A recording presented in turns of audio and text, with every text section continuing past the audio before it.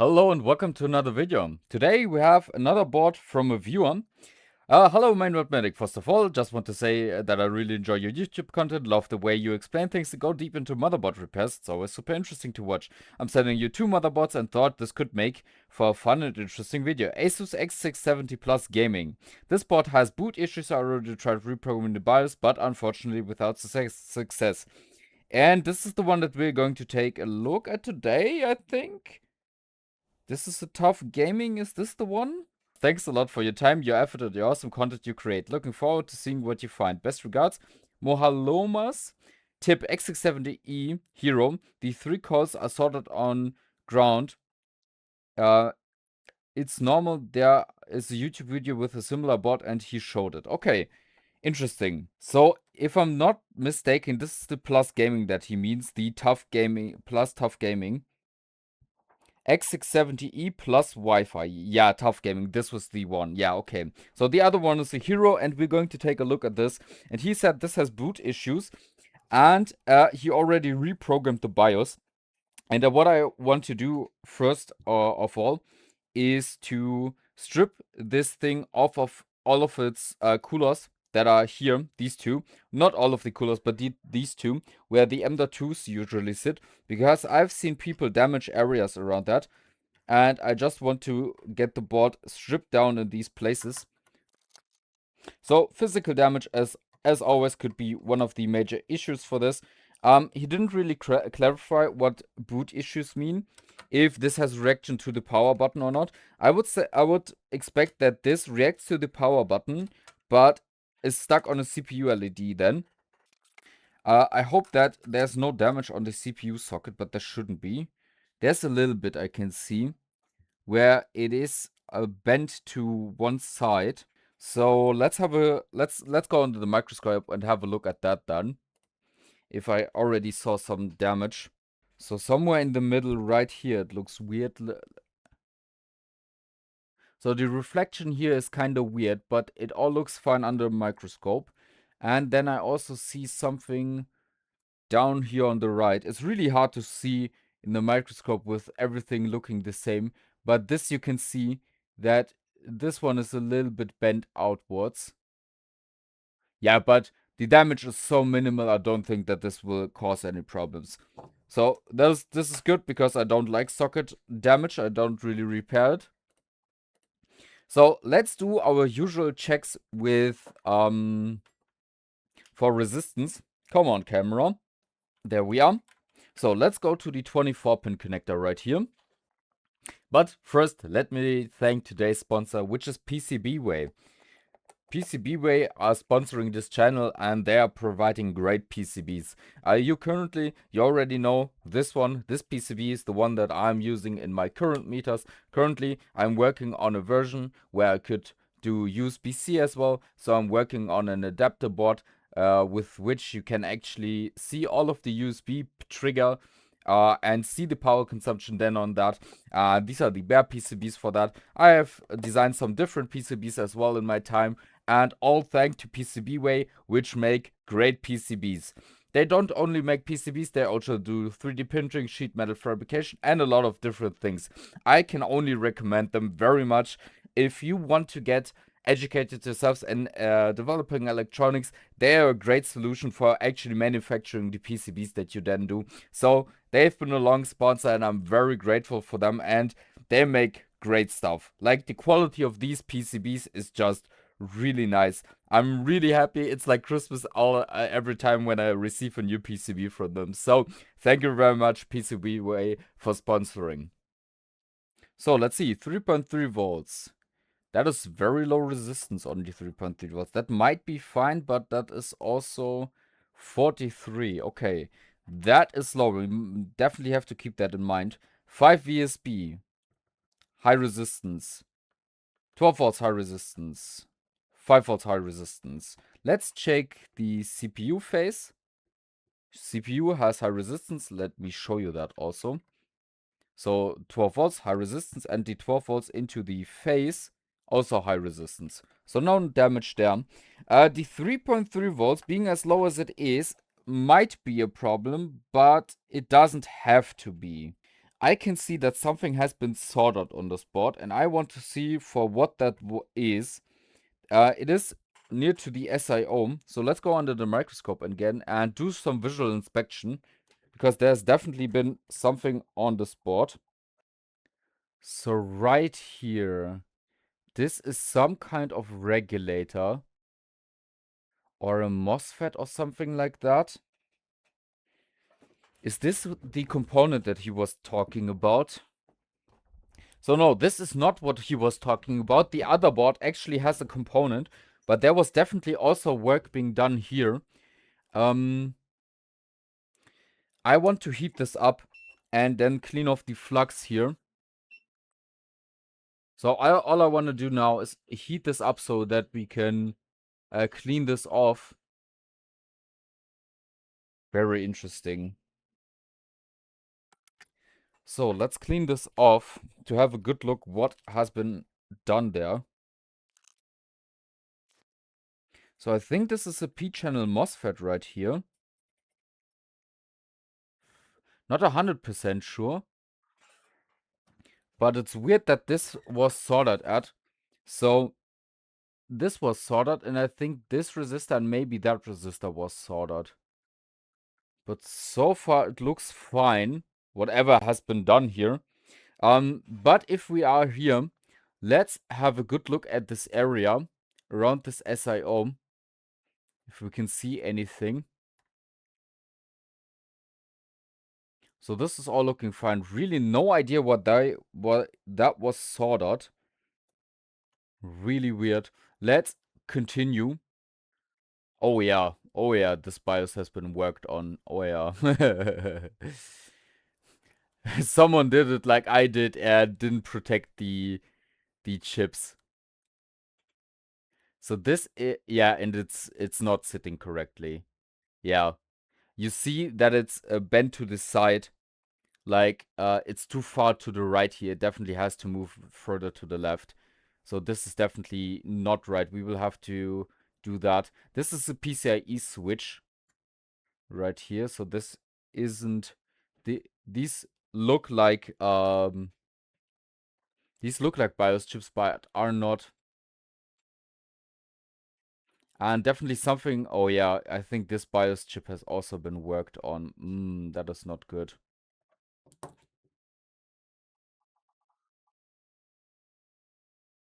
Yeah, you can see this one definitely also has been reflowed.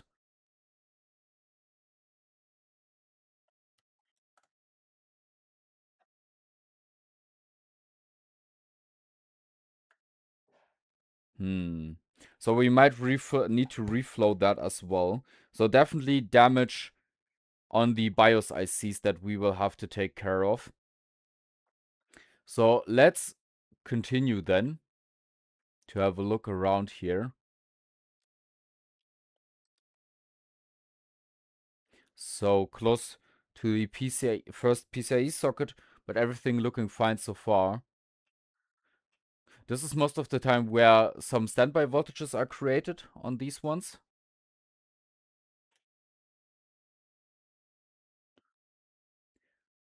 But everything looking fine so far here on this big coil.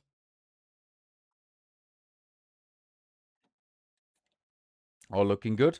Let's continue. Everything looking fine here. Going closer to the 24 pin and the USB-C. All looking fine so far. Everything looking good. But I definitely we will have to remove these coolers in order to have a good chance of reflowing this board, like the BIOS chips, because these have a lot of mass to them, and trying to solder really isn't easy on these.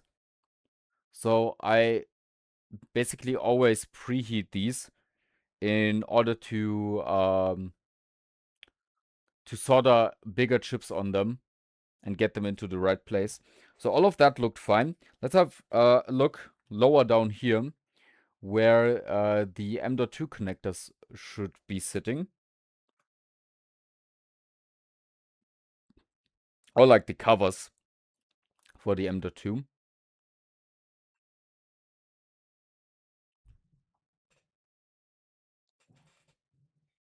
But so far, looking good. So no more damage here. So let's see for, this is a TPU chip, I think. Yeah, the TPU chips of Asus.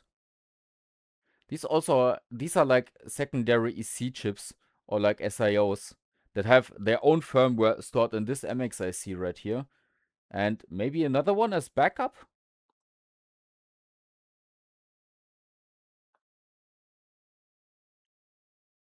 So far everything looking fine. There's so many components on this board. This board is so packed. Like, look at all of these logic elements here. So many things here.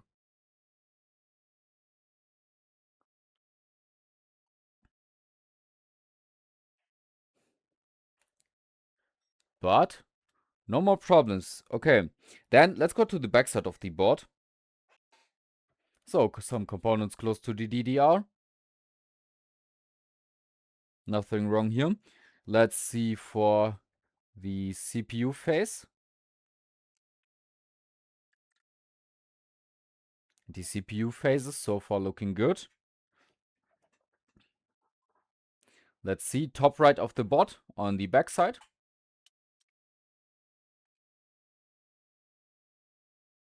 No, all looking fine.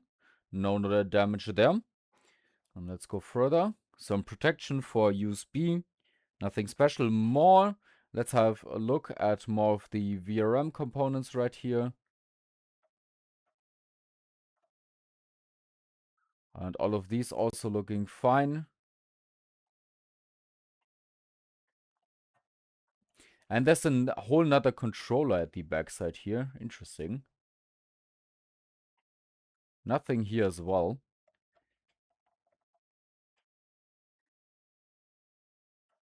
So far the board mostly looks clean.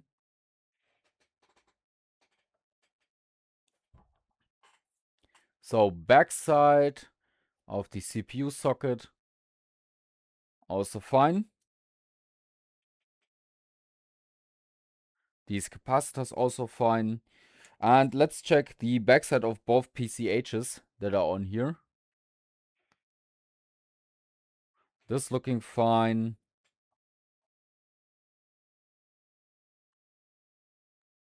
And this also looking fine. It is out of focus, but nothing damaged. So the backside actually doesn't have that many components, but the backside is fine. Let me take off the heatsinks so that we can reflow. So that we can reflow those two chips that we saw.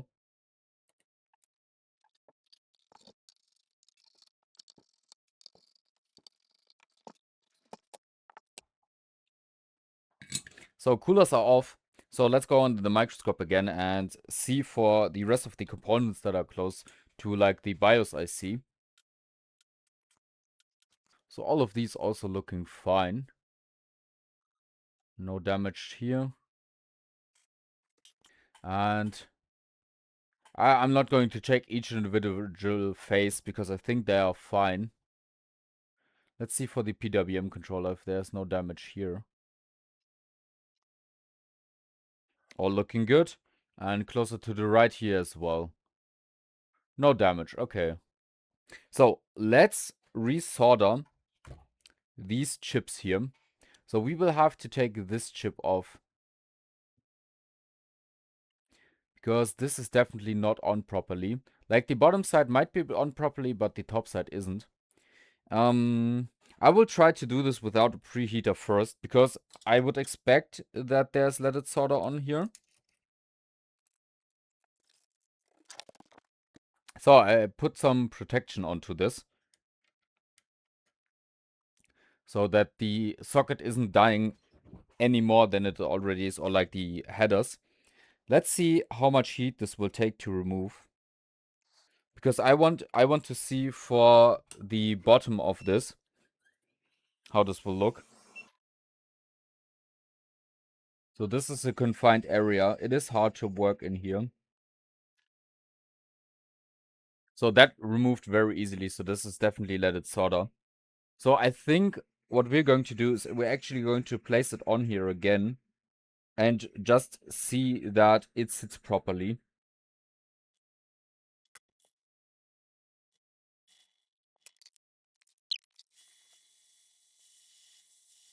So this chip was really stubborn.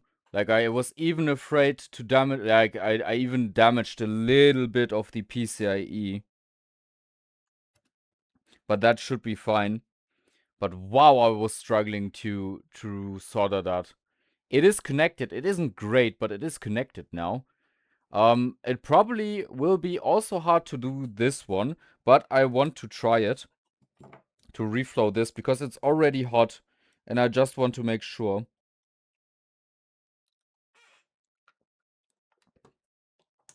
So yeah, definitely preheating would have been good here. But now we're going to just wing it like it is. And that's the chip already reflowed. Because the area was hot already, that went a lot easier.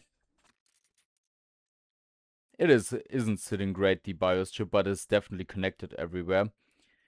So let's then clean this area up. Really a bummer about the PCIe, but it should work fine. But even the visual that it visually got a little bit damaged is bad. And if I'm not mistaken, it only got damaged because it has like this this metal shielding that absorbs heat very well. And with absorbing the heat, it just transferred it into the plastic probably as well. So yeah. But not as easy to solder as I would have hoped for. So I definitely took this a little bit too easy. Should have prepared the area better.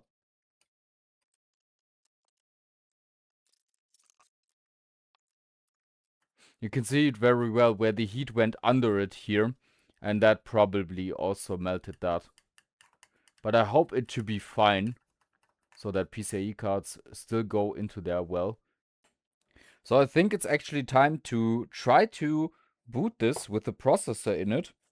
Even though the 3.3 volts is kind of low, but I still want to see. So let's get my test processor.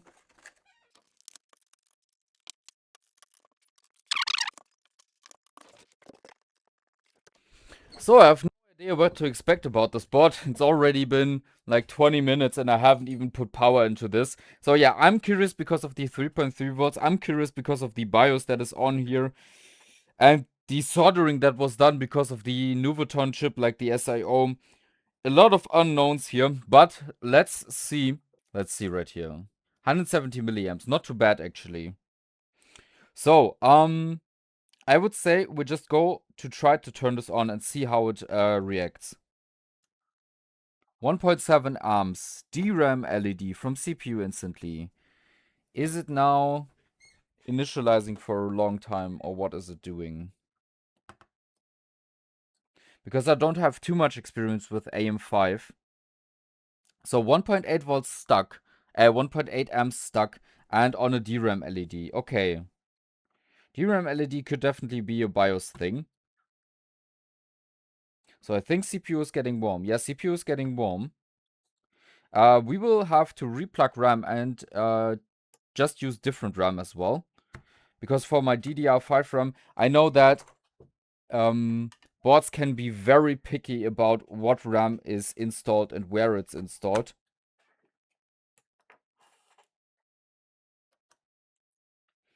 So yeah, it goes from CPU instantly to DRAM LED. Interesting.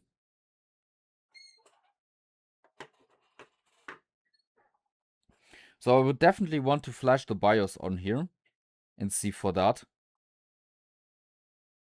But so far, the board looks fairly normal. Let's check if I can see some voltages around here. So let's see. 1.12, that is probably memory. Kind of low. 5 volts. Okay. Let's see. Also 5 volts. 1.4 volts, interesting. See what this is, 1.1 volts, so this is some core voltage. So all of that seems fine. Is there anything on that? Yeah, 3.3 volts on that thing that was soldered. So far everything is looking fine on this board. So nothing really I can say about this. But let's try to flash the BIOS then. Just make sure ourselves that the right BIOS is on here. This being in a Asus board, we will have to do the bin to cap conversion. So let's take everything out of here, including the CPU. So let's go over to the flashing software then. So we are in our software now. Let's see if we can recognize the chip through the adapter. And it does. Okay, that is very good. Let's read the contents of the board. So what I've done, that header that we saw close to the BIOS chip, I connected to that via an adapter that I've made, an adapter cable. And that means that the connection to the BIOS chip is actually proper, because we did recognize it and we can read it. Now the big question is if we can write to it as well, and if the contents on there are proper. So currently we're doing reading, and like I don't really know how BIOSes have to look like, but from the Asus website you only get cap files which you have to convert to bin files, but I would expect that he has done that, and so far it actually looks fine what is on here. So I would actually, we're still going to be flashing this BIOS, so let me get a actual BIOS file. So currently you can see I downloaded a cap file from the Asus website, and we're going to drag that into UEFI tools. We're going to open this first one up, going to onto here, and going to put on the UEFI image extract that is, and going to be putting it there. And then the BIOS has the right size and we can use that. So let's go into our programmer. Let's open that up, what we've just downloaded.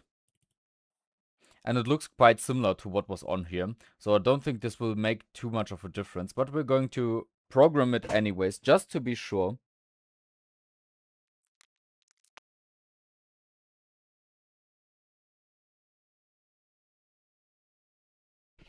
So this is currently a very good sign. The board programmed fully and the verification is also going. So the BIOS chip is definitely not dead. And we are definitely able to write contents to it. I'm not too expecting too much here because the BIOS that was on there was fine. But I'm also happy that I know now that the connection to the BIOS chip from the board is proper. Just like I said, with the pins that we connected through the pin header. So we definitely don't have to touch that anymore. So verification is done. Let's go back to the overhead cam. So the board is built up again. Let's see now. I'm going to put power into it. 170 milliamps. Let's see if we're still stuck on a DRAM LED. So 1.7 amps. DRAM LED 2.3 amps. Oh, that looks promising. 2.2 amps. That is more than we had before. Oh yeah, it's cycling. Ooh, that is very good to see. 3.5 amps, 4 amps, and boot. Really? I didn't expect this to be a BIOS issue. Am I too late for the boot already? Wow, this caught me off guard. I really didn't think this to be a BIOS issue. So it restarted by itself. We might be getting a picture out of here every second. There it is, a picture. The board turned on. BIOS is updating by itself. Oh, okay. Interesting. So this was just a BIOS issue. The person that was working on this was right.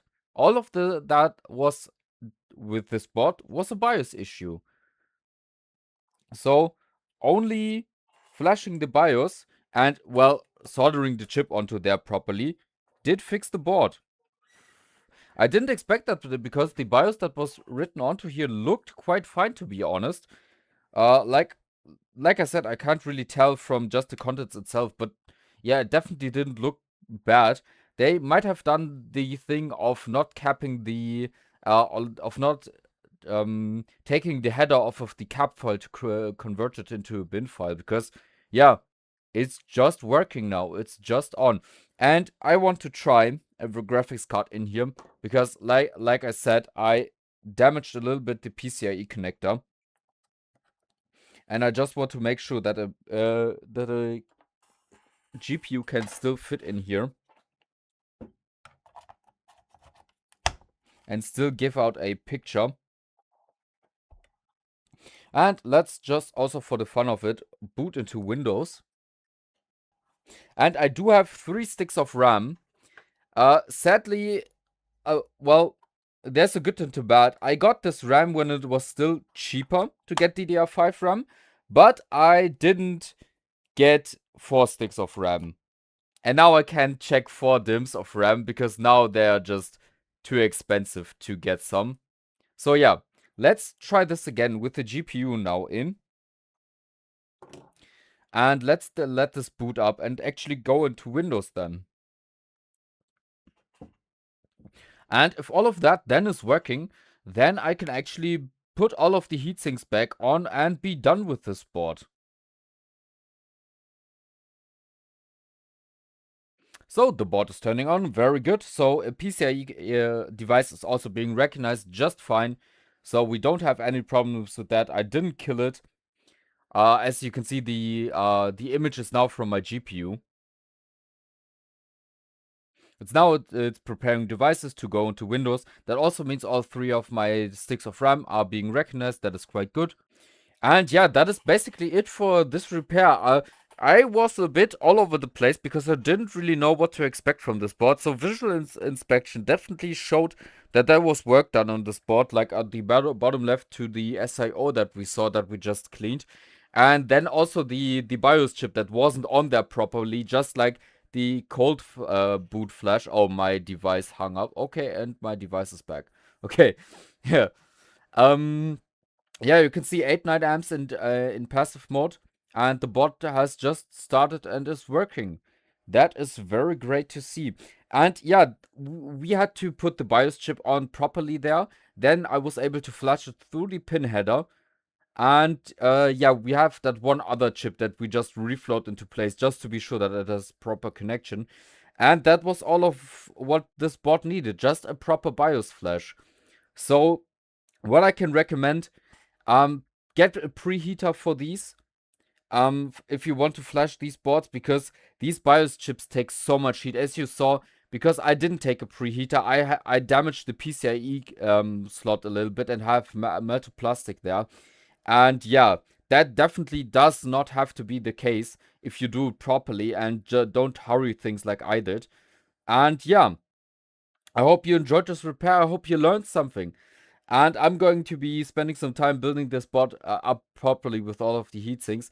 All of my tools are linked in the video description as always. And this was Mainboard Medic. Thank you very much and goodbye.